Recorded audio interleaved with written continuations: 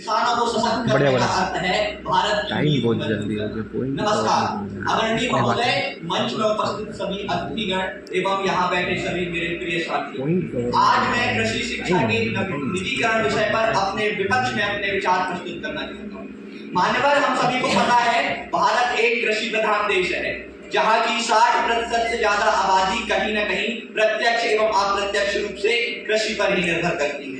अगर ऐसे में कृषि शिक्षा का निजीकरण होता है तो कहीं न कहीं गरीब जो किसान हैं, प्रतिभाशाली जो विद्यार्थी हैं, उनको नुकसान होगा।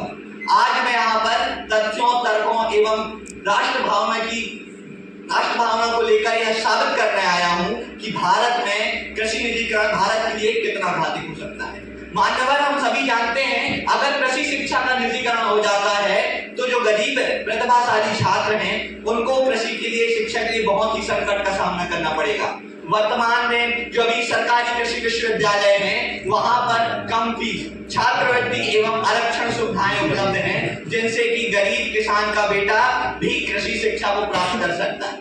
लेकिन अगर यही शिक्षा अगर निजीकरण हो जाती है, निजी व्यक्ति के हाथ में चले जाती है, तो यह गरीब जो किसान का प्रतिभाशाली बेटा है वह उसे शिक्षा लेने में असमर्थता आएगी एवं जिससे कि वह इससे स्पष्ट होता है कि निजीकरण से कहीं न कहीं एक शिक्षित विद्यार्थी को शिक्षा लेने में दुर्बलता आएगी। मान्यवर, हम सभी जानते हैं कि अगर कहीं न कहीं कृषि का निजीकरण हो जाता है तो किसान आत्मनिर्भर बनने की जगह कंपनियों पर निर्भर हो जाएंगे। हम सभी जानते हैं कि अभी जो सरकारी कृषि विश्वविद्यालय हैं वहां पर नए नए शोध होते हैं, किसानों की छोटी से लेकर बड़ी बड़ी समस्याओं पर शोध किया जाता है एवं उनको हल को जो है किसानों को बताया जाता है। लेकिन अगर निजीकरण हो जाता है तो किसानों के इन समस्याओं पर शोध को छोड़कर कंपनियों के फायदे पर शोध होगा, जिनसे जब तक कंपनियों को फायदा होगा उन्हीं वस्तुओं पर ही शोध किया जाएगा।